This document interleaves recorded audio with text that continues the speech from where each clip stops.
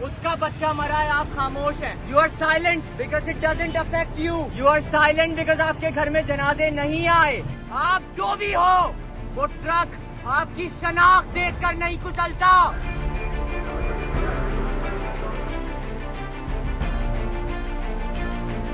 मेरा नाम हसनैन है और मैं इकोनॉमिक्स का स्टूडेंट हूँ। इकोनॉमिक्स ने मुझे यही दर्ज दिया कि माशरे में रिसोर्सेज और वसाइल स्केर्स हैं, कम हैं, और उनकी तकसीम वो अनफेयर है। तो फिर उन निज़ामों को स्ट्रेटजिकली सॉल्व करना सिर्फ बातों के ज़रिए नहीं, काम के थ्रू, एक्शंस के थ्रू। और मेरी एक सोल्यूशन ओरिएंटेड अप्रोच है और उसी अप्रोच के साथ मैं आज कराची का एक नौजवान हूँ।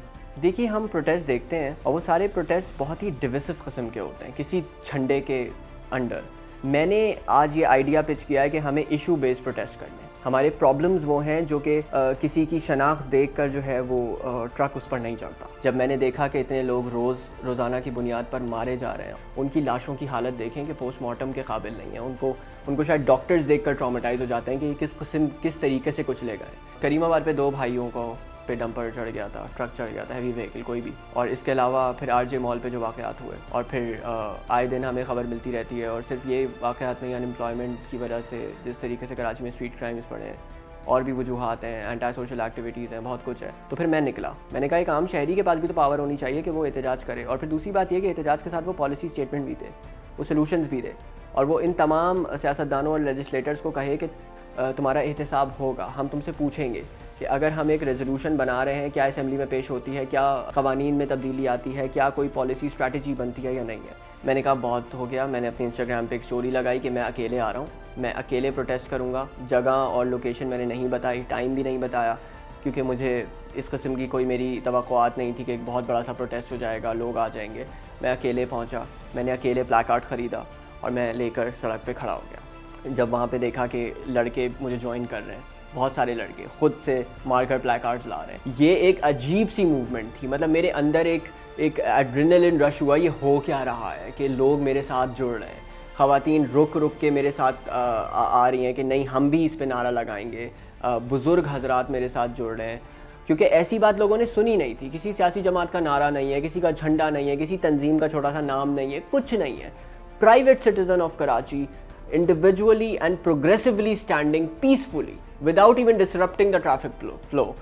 So ये जो आइडिया था, और इसके बाद फिर हज़ारों लोग हमारे साथ कनेक्ट हो गए। ये हल नहीं है कि आपने ट्रक से किसी को उतारा, आपने उसको मारा पीटा, टॉर्चर किया और उसके साथ बुरा हो गया, तो उससे क्या मसला सॉल्व हो जाएगा? तो अगले तो मज़ीद 500 ट्रक्स दंदनाते फिर रहे हैं। आप एक सेपरेट रूट बना दें हैवी व्हीकल्स का। पूरे दुनिया में कोई शहर नहीं है जहाँ पर आम रेजिडेंशियल गलियों में इतने बड़े बड़े ट्रॉलर और ट्रक्स चल रहे हैं। आपने बनाई है ना वो एक्सप्रेसवेज, किस लिए है? वो एक्सप्रेसवेज सिर्फ अमीरों की वीगो डालों के लिए।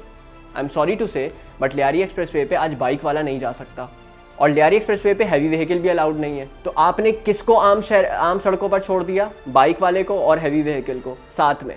तो अब क्या नतीजा निकलना? इसके अलावा रोड इंफ्रास्ट्रक्चर सही करें। पतली सी एक आधी रोड बनी है, आधी नहीं बनी। बीच में जो ट्रेविस है उसमें मेरा टायर फंसा, मैं गिर गया, पीछे से किसी ने मुझे कुचल दिया। तो सीसीटीवी में आपने दिखा के बोल दिया अरे ये तो बाइक वाला पहले गिरा था, ट्रक वाले की गलती थोड़ी है। और मेरा ख्याल है शायद सही बात भी हो, लेकिन ये गलती बाइक वाले की कैसे है जब आपने रोड इंफ्रास्ट्रक्चर ही आपका एंशिएंट टाइम से भी ज़्यादा बदतरीन है। It's a very multi dimensional issue कि जो ट्रक वाले हैं इनकी ज़िंदगियाँ भी तो देखें, नशे के आदी, और इनको कहा जाता है कि तुम्हें इतने से टाइम में इतने चक्कर लगाने तो तुम्हारी इतनी दिहाड़ी बनेगी। तो इनकी मिनिमम वेज का एक कॉन्सेप्ट लाएं। इनको कम से कम उजरत अगर प्रॉमिस कर दी जाए और मैक्सिमम नंबर ऑफ ट्रिप्स भी प्रॉमिस कर दी जाए कि भाई इससे ज़्यादा तुम्हें चक्कर नहीं लगाने, तो जब इनका कॉन्ट्रैक्टर इन पे ज़बरदस्ती नहीं करेगा कि तुम्हें इतने चक्कर नहीं लगाने, तो ये स्पीड इनकी कम होगी, गाड़ी का भी और ड्राइवर का भी, दोनों का फिटनेस और मेंटेनेंस और साइकोलॉजिकल टेस्टिंग हो कि किस स्टेट ऑफ माइंड में चला रहे हैं। हर इंसान पॉलिसी नहीं बनाता। There needs to be some people who want to think about economy of this issue, कि इसकी इकोनॉमिक्स को कैसे फिक्स किया जाएगा। कुछ लोग होंगे जो इस इशू की आवाज़ बनेंगे, कुछ लोग होंगे जो लिखेंगे, कुछ लोग होंगे जो आर्ट वर्क करेंगे, कुछ लोग होंगे जो इस पर गाएंगे। आवाम के हर तबके को अपनी अपनी जिम्मेदारी और अपनी अपनी हैसियत के मुताबिक इसमें अमल करना है। वसाइल मौजूद हैं, उन वसाइल की तकसीम गैर मुनसिफाना है। पानी है, बिजली है, घरों में ना दो, ताकि ये घर वाले 8-8, 10-10 हज़ार के टैंकर्स मंगवाएं और हर टैंकर पे एक मखसूस रकम जो है वो मुख्तलिफ दफातर तक पहुंचाई जाए। हमारी जो अब आगे लाया अमल है वो ये है कि हम इसको कानूनी तरीके से जमहूरी तरीके से असम्बलीज़ में MNAs MPs का हम इनवाइट भी भेजेंगे इनको कि आप हमसे कोलैबोरेट करें और हम आपको फॉलो अप करेंगे।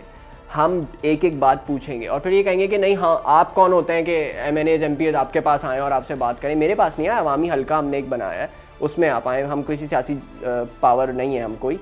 आप आएंगे और आप इसलिए आएंगे क्योंकि आप सर्वेंट्स हैं। तो आपको आना है, आपने फॉलो अप करने हैं और आपने मेक श्योर करना है कि इस मुल्क में ऐसी स्ट्रैटेजीज़ और कवानीन बने और जो पॉलिसी स्टेप्स मैंने आपको बताए हैं कि आइंदा इस किस्म के वाक़यात रोनुमा ना हो।